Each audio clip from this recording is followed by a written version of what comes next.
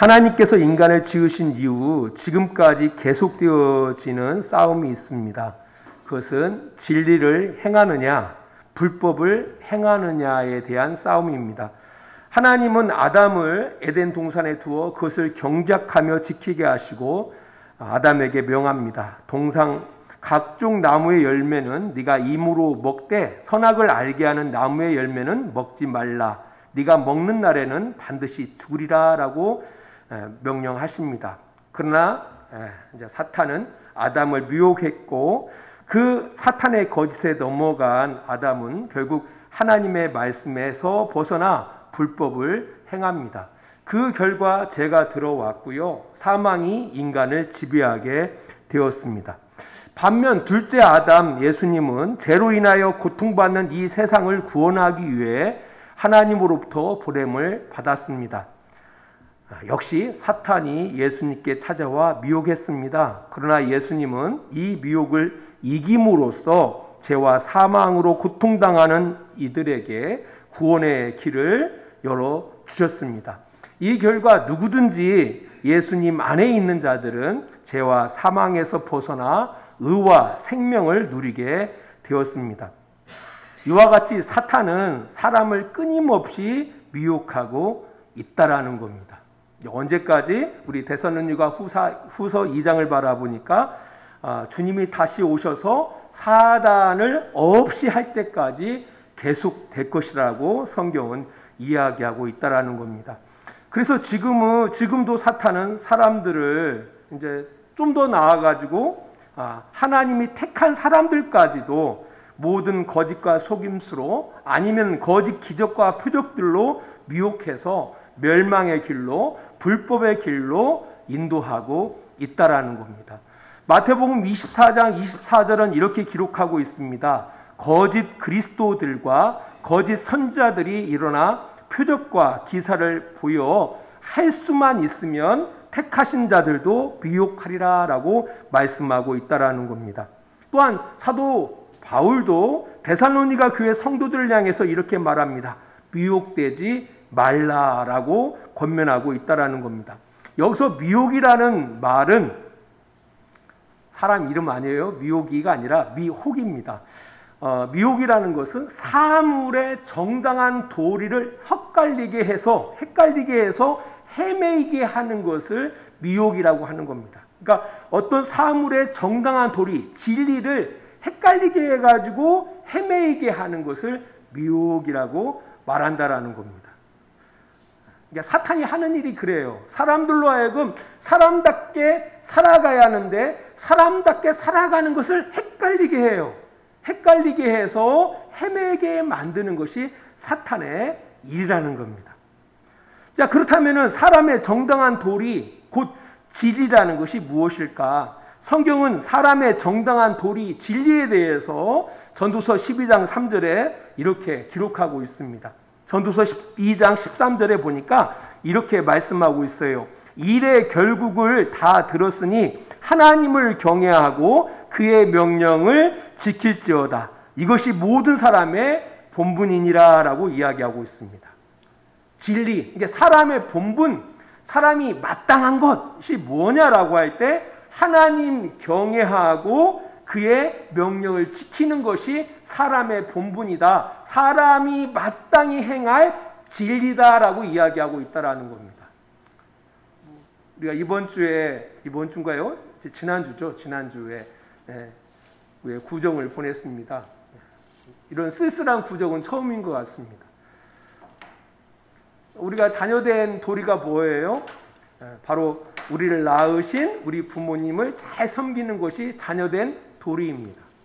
또 뿐만 아니라 그 부모님의 말씀대로 형제 자매 간에 서로 우애하고 살아가는 것이 그것이 자녀됨의 마땅한 도리인 겁니다.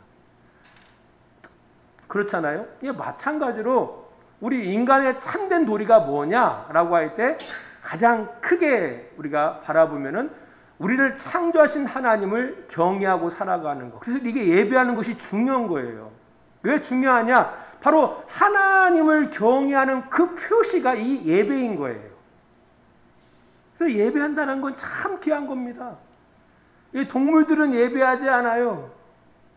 오직 하나님의 그 형상대로 지음받은 이 인간만이 하나님께 예배할 수가 있는 겁니다. 그래서 하나님을 예배한다는 건 참 귀하고 복된 일인 겁니다. 뿐만 아니라 하나님이 지으신 그 인간들을 서로 사랑하는 겁니다. 하나님의 말씀은 결국 거기에 있습니다.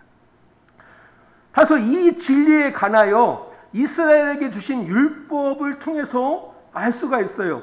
이스라엘이 애굽에서 종살이할 때 하나님은 모세를 통해서 그들을 구원해 내십니다. 그리고 뭘 주시죠? 율법을 주시는 거예요. 그 율법의 대표가 바로 뭐예요? 십계명입니다. 십계명. 1계명에서부터 4계명은 바로 뭐예요? 오직 하나님만을 경외하라. 하나님만을 사랑해라. 5계명부터 10계명까지는 어떤 내용입니까? 이웃을 사랑하라라는 계명입니다. 그래서 하나님 사랑, 이웃 사랑. 그것이 진리인 거예요. 진리. 하나님의 아들 예수 그리스도께서 이 땅 가운데 오셔서 십자가를 통해서 죄와 사망 가운데 있는 이들을 구원해 내셨습니다. 그리고 그들을 구원하시고 그들에게 주신 새 계명이 있어요. 새로운 계명. 그 계명 역시 하나님 사랑, 이웃 사랑인 겁니다. 그래서 아까 사물의 도리, 우리 인간의 도리가 뭐냐? 인간의 진정한 진리가 뭐냐? 인간됨의 우리가 인간답게 살아가는 그 진리가 뭐냐라고 할 때 우리를 창조하신 하나님을 경외하는 것. 그리고 그가 지으신 인간들이 서로 사랑하면서 우애하면서 살아가는 것. 이웃 사랑하는 것. 이것이 진리인 겁니다. 그러면 어떤 분들은 이렇게 질문할 겁니다. 이스라엘 백성들에게는 율법을 주셨기에 진리를 행할 수 있다고 하지만 이방인들, 하나님을 알지 못하는 이방인들은 어떻게 진리를 살 수 있느냐? 근데 신기한 것은요, 이방인들, 그러니까 하나님을 모르고 살아가는 사람들도 그들의 마음속에 어떤 마음이 있어요? 하늘을 사랑하는 것, 그죠? 또 사람을 사랑하는 그 마음이 있더라는 거예요. 그잖아요. 경천애인. 그죠? 경천애인. 이 사상이 그들 안에 있어요. 그 마음속에 있더라는 겁니다. 그래서 바울은 로마 교회에 보낸 편지를 통해서 이렇게 말합니다. 로마서 2장 12절로 15절 말씀입니다. 무릇 율법 없이 범죄한 자는 또한 율법 없이 망하고 무릇 율법이 있고 범죄한 자는 율법으로 말미암아 심판을 받으리라. 하나님 앞에서는 율법을 듣는 자가 의인이 아니요 오직 율법을 행하는 자라야 의롭다 하심을 얻으리니 율법 없는 이방인은 본성으로 율법의 일을 행할 때에 이 사람은 율법이 없어도 자기가 자기에게 율법이 되나니 이런 이들은 그 양심이 증거가 되어 그 생각들이 서로 혹은 고발하며 혹은 변명하여 그 마음에 새긴 율법의 행위를 나타내느니라. 하나님께서 심판하실 때에 율법을 주신 이스라엘에겐 율법으로, 율법이 없는 이방인에 대하여는 양심으로 그 행위를 나타내게 하겠다라고 말했다고요. 그 행위를 뭘로? 이스라엘에게는 율법을 가지고서, 이방인에게는 뭘 가지고요? 양심을 가지고서 그 행위를 나타내게 하겠다라고 성경은 기록하고 있는 겁니다. 근데 양심이, 이제 인간의 본연의 양심, 그 안에 있는 그 양심이 뭘 이야기하고 있다라는 거예요? 인간의 참다움은 어디 있어요? 하나님 경외하는 것, 인간 사랑하는 것에 있다라고 양심이 증거하고 있다라는 거예요. 이스라엘 백성들에게는 율법이 증거하고 있지만, 그래서 이방인이나 이스라엘 백성이나 진리는 같아요. 진리는 하나님 경외하는 것, 서로 사랑하고 살아가는 것, 이것이 바로 진리인 거예요. 이 싸움이 늘 있어 왔던 거예요. 이게 불법을 행한다라는 건 거기서 벗어나는 걸 이야기하는 거죠. 진리를 행한다라는 것은 하나님 경외하고 이웃 사랑하고 살아간다라는 그 의미예요. 인간의 본연의 목적대로 살아간다라는 의미라는 겁니다.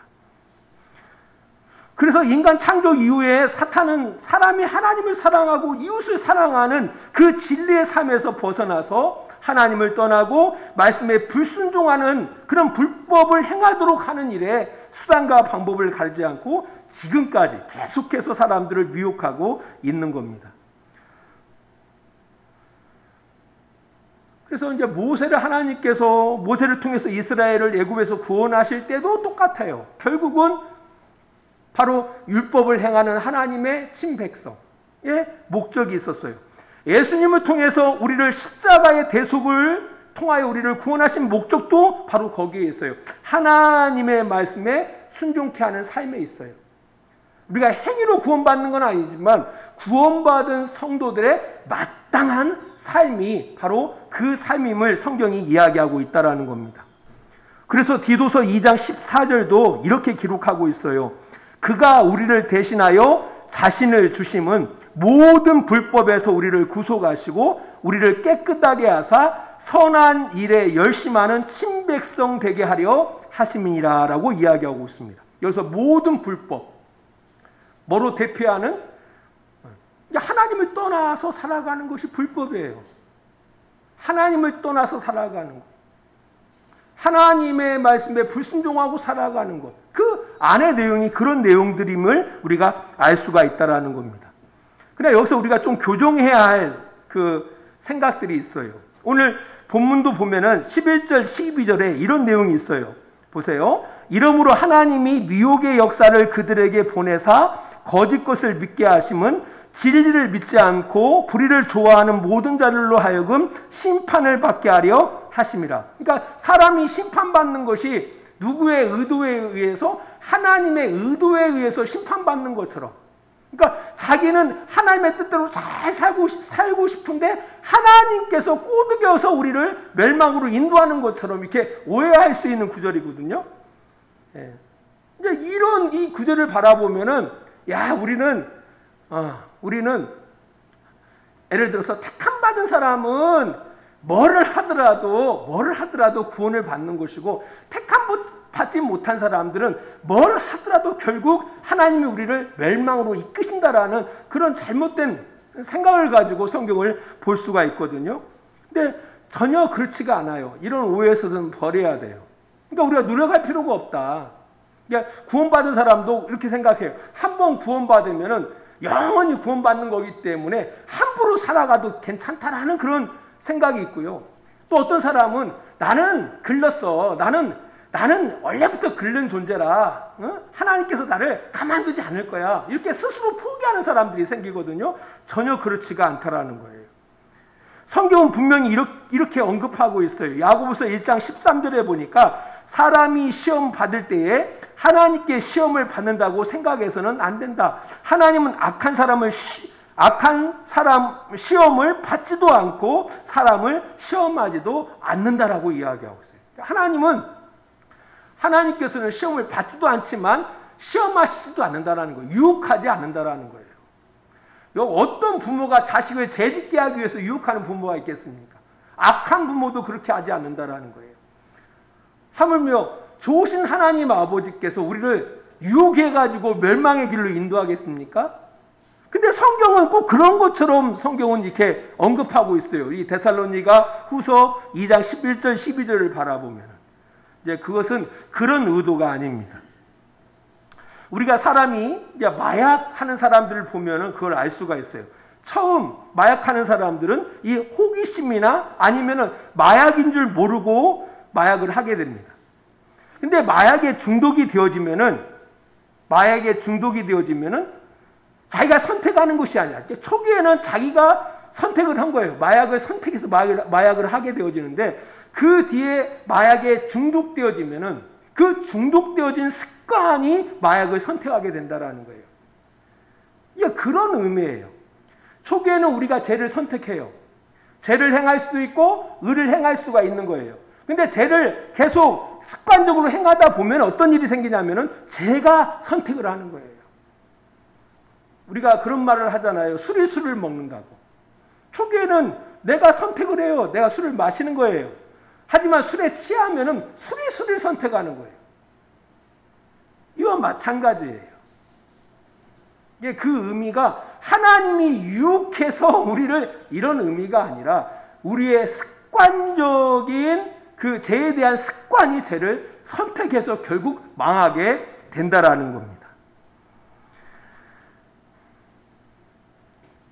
그래서 결국 하나님이 그들을 유혹해서 거실에 빠져 범죄케 하시는 하나님이 아니라 우리의 욕심이, 죄에 대한 그 습관이 결국 죄를 선택하게 되어지고 결국 멸망을 자초하게 한다는 사실을 기억하시기 바랍니다. 그래서 이 미혹받지 않고 살아가는 게 중요한 거예요. 미혹받지 않고 살아가는 것이 중요하다라는 겁니다. 또 한 가지 애국된 생각에서 벗어나야 할 것이 있는데, 우리는 이 종교적인 행위와 진리를 행하는 것과 이걸 똑같다고 생각하는 사람들이 많아요. 이게 종교적인 행위를 행하는 것이 내가 진리를 행하는 것이다, 마땅한 것을 행한다라고 그것을 그렇게 여기는 사람들이 많이 있거든요. 특별히 기독교인들한테 그렇다라는 겁니다. 근데 전혀 그렇지가 않습니다. 마태복음 7장 21절에 이런 말씀이 있죠. 다 아시는 말씀이죠. 나더러 주여 주여 하는 자마다 다 천국에 들어갈 것이 아니라 다만 하늘에 계신 내 아버지의 뜻대로 행하는 자라야 들어가리라.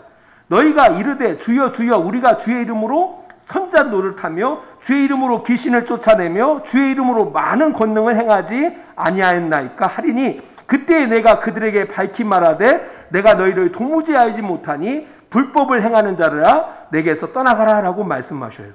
그러니까 우리가 주님 주님 부르면서도 뭘 행할 수 있어요? 불법을 행할 수가 있다라는 거예요.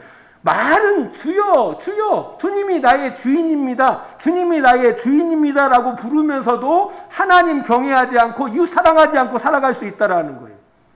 또 주의 이름으로 선지자 노릇하면서 주의 이름으로 목사 일하면서 주의 이름으로 그런 교회에서 나름대로 지도자 역할을 하면서도 뭐 할 수가 있다는 거예요? 불법을 행할 수가 있다라는 거예요. 주의 이름으로 귀신을 쫓아내면서도 불법을 행할 수가 있고 주의 이름으로 많은 권능을 행하면서도 불법을 행할 수가 있다라는 거예요.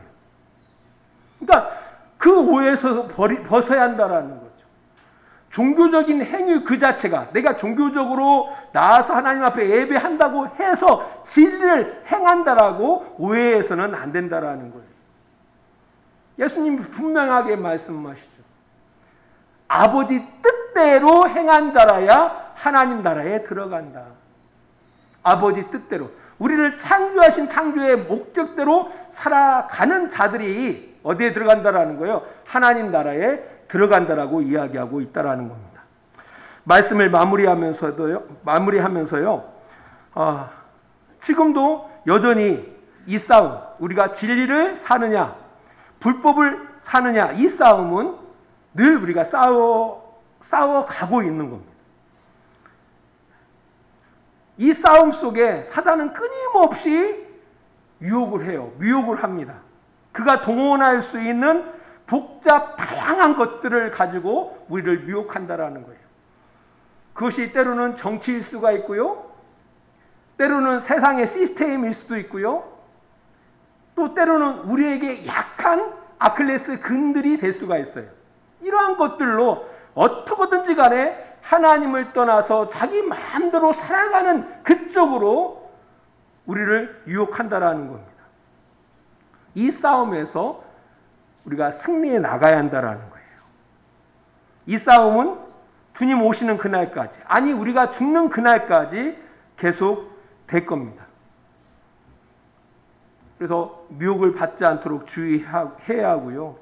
이런 때일수록 뭘 사랑하는? 진리를 사랑하는 그 마음을 가지고 살아가야 돼요. 진리를 사랑하는 마음. 진리를 사랑하는 마음.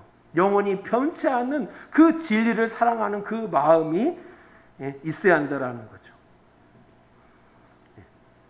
이렇게 되어질 때에 이 싸움을 우리가 훌륭하게 싸워갈 수가 있다라는 거예요. 말씀의 결을 다시 한번 맺으면서요. 이 진리를 사는 것. 진리가 뭐라고요? 하나님 사랑하는 것. 또한 그가 지으신 인간들을 서로 사랑하면서 살아가는 것. 이게 진리인 거예요. 이게 하나님의 부르심이고요. 이것이 우리가 마땅히 살아가야 할 길이고요. 이것이 영광이에요. 이것이 영광. 어제 어떤 분하고 교제하는데 이분이 꿈꾸는 것은 부자가 되는 거예요. 부자가 되는 거. 목사님, 저희도 부자가 될 수 있을까요? 질문이 그냥 한번 때려주고 싶었어요. 그게 우리의 영광이 아니에요. 부자가 되어지는 것이 우리의 영광이 아니라 우리가 이 땅 가운데 살아가면서 정말 하나님 사랑할 줄 알고 이웃 사랑하며 살아가는 것, 이게 영광인 거예요. 이게 사람다운 거예요. 이 길을 중단 없이 걸어가시는 우리 주양교회 성도님들이 되시기를 주의 이름으로 축원합니다. 기도하겠습니다. 하나님 아버지, 우리 안에 끊임없이 진리를 사느냐 불의를 사느냐에 대한 싸움이 있음을 기억하게 하시옵소서. 또 이 일에 사단은 끊임없이 우리를 유혹하고 있다는 사실을 기억하게 하셔서 이 유혹에 빠지지 않도록 정신을 차리고 진리를 사는 삶, 또 그 삶에 온 마음과 몸을 의에 들여 영생에 이르는 그런 복된 성도의 삶이 계속 이루어질 수 있도록 우리를 도와주시옵소서. 이제는 우리를 사랑하시는 우리 아버지 하나님의 그 크신 사랑하심과 예수 그리스도의 십자가의 은혜하심과 성령의 감화와 감동과 지키시고 인도하심이 오늘도 시간을 구별하여 하나님 앞에 예배하는 복된 성도들의 머리 위에 이제로부터 영원토록 늘 함께해 주시기를 간절히 축원하옵나이다. 아멘.